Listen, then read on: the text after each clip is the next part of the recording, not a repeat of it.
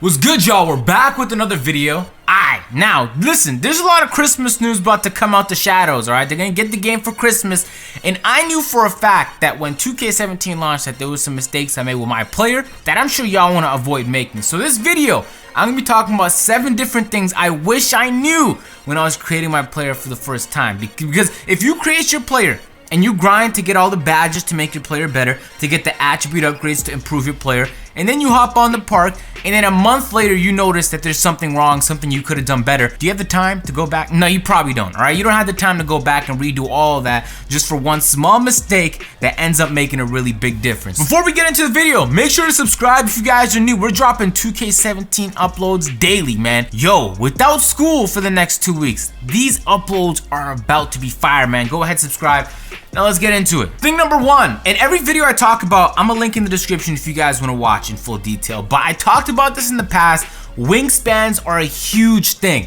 Max out your wingspan. Doesn't matter what archetype you are. I know when you look at that bitch, it says if you reduce your wingspan, you get boost to your shooting here and shooting there. It's not fucking worth it. The negatives to having a short wingspan are so brutal. For the first 2 months of 2K17, I had a short wingspan, and it took me playing with my playmaker who had a long wingspan to realize how fucking brutal it was with my sharpshooter to have a short. Just go ahead, max it out, max it out. The second thing, and maybe along the same length as a shoulder width, there's no negatives for having a large shoulder width. You know, nothing worth noting. So go ahead, max out your shoulder width, because if you take a look, maxing out your shoulder width increases your wingspan. And so these are maybe one of in the same, but I put them as 2 separate things because some people, if you're gonna fuck around and go for a short wingspan just to get a +3 boost on your 3-point shot, you at least want to be maxing out your shoulder width. I wouldn't recommend it, but if you're gonna do that, shoulder width is an important one. You're gonna have to max that out, get the wingspan even longer. The next thing is that sharpshooters and playmakers pretty much dominate the game. Now for the most part, especially sharpshooters, you're gonna need screens and some of the so there's some other good archetypes. I know I'm probably gonna be making a post scorer soon, so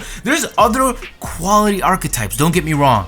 But when you hop on the ante-up where people are betting VC, when you're hopping on the park or against serious pro-am teams, the playmakers who can dribble and the sharpshooters who can shoot are the ones dominating the game. Now, I probably offended some people and some other archetypes, but take a look at the fucking park, man. Damn near everybody there is a sharpshooter or a playmaker or a stretch big or a point forward, same thing. So it depends on what you want, really. If you're a shooter and you really want to shoot from long distance, then you're going with the sharpshooter. But if you're trying to get yourself open, break some ankles, and still pull up from 3 because playmakers can pull up from 3 after patch 7, then go for that. The next one is the jump shot creator, man. I seen some videos, people talking about, nah, don't use the jump shot creator, it's broken.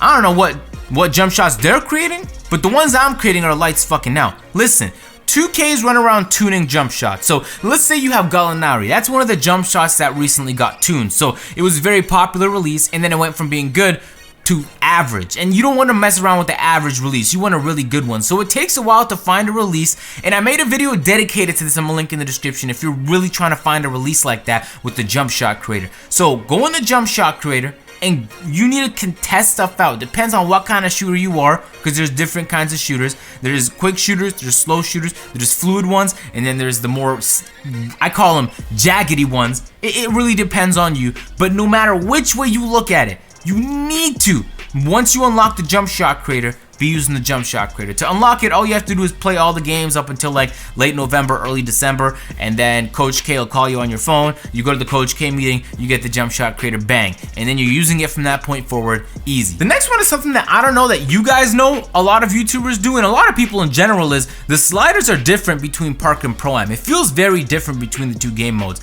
There's a little bit more latency on the Park, so you're gonna want to release your shot a bit faster. So most people find it most comfortable to have different releases. So I have a specific release I use on the Park, a specific release I use on Pro-Am. So depending on which game mode you want to play between the 2. Now, even with those 2 releases, I have a myriad of backup releases just in case for some reason something's not going that day and I need to switch it up. I'm not going to be trying to make something work that's clearly not working. Some days you're going to have an off day, you're going to have an off game where you're just breaking, you're like, yo, why is this not an excellent release? So have a different release for Park and Pro-Am, and if you have the time, I recommend, because I do it all the time, just have a series of releases that you can fall back on just in case the one you're using gets nerfed for whatever reason, it gets patched, or just Do it, y'all. This shit is important. I know it takes time and y'all like agent. I'm looking for shortcuts, but this is important. The next one's a disappointing one, man, because it wasn't this way to start. I made a video in the past talking about the best way to make VC was to go to the endorsements, the endorsement meetings, man. And when you go to them, you get 4,000 VC, 6,000 VC. But 2K recently patched it, so now you're getting 400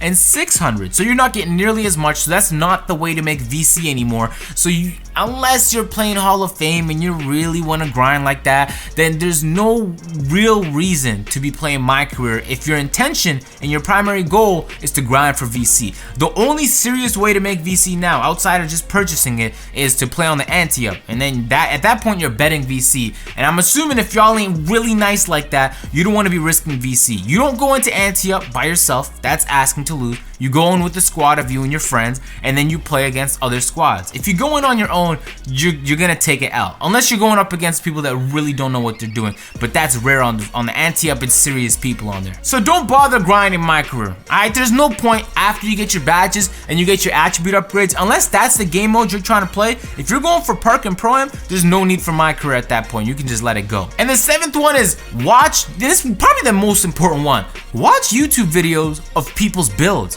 I've seen it so many times where I'm talking to people and they're like, yeah, I just created this build and I spent attribute upgrades on him and fuck, man, I wish I changed this and that. Yo, people on YouTube have made mistakes already and uploaded the video explaining what they like about the build and what they don't like, what they could have improved. So if you're not looking at their builds and finding ways to make sure yours isn't messed up, then you're inevitably gonna mess up your build. What's the chances you're gonna really create a perfect build off your first try? And so I'm interested in creating a post scorer as my next archetype. And I'm not gonna make a post scorer without watching like literally maybe 8 or 9 videos of other people making your post scorers and seeing what did they do best and maybe what can I do. And I know people tell me this about post scorers, so you want to get the intel before you actually go out there and create it. I made the mistake, so I'm telling you off rip, I made a 6'8 playmaker, and I didn't know because I wasn't watching videos that you need to be a 6'7 playmaker to get the speed boost animations. Now, that's without using boosts, and it was a couple other mistakes I made with that character. So I literally spent $50 on a character that I never ended up using. So unless you want to just spend the money and go, fuck it, I already spent the money on this, or I already spent the time on this, then you're gonna want to make these changes, alright? And it's something simple. I mean, I have my build video. If you guys are making a sharpshooter or a stretch big, I'm gonna link that one also in the description. I go into detail about the reason why I chose him and how this one is a perfect build, because I made mistakes in my previous one, and so when I created my new sharpshooter, everything's golden now. So I'm gonna leave it at that. If you guys enjoyed the video, make sure to drop a like on this. Subscribe if you guys are new. I'm gonna catch y'all in the next video. I'm out. Peace.